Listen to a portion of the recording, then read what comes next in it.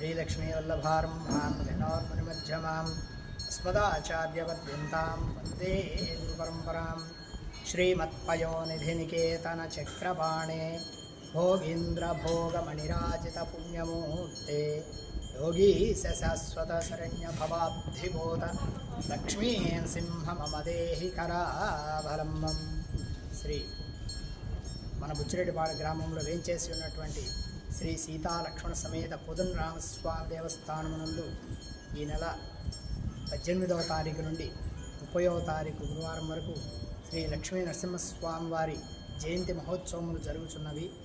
ఈ నెల 30వ తారీఖు గురువారం నాడు శ్రీ లక్ష్మీ నరసింహస్వామి జయంతి సందర్భముగా ఉదయం 9 గంటలకు విశేషముగా పంచామృతాభిషేక కార్యక్రమము, సహస్రనామార్చన కార్యక్రమము జరుగును.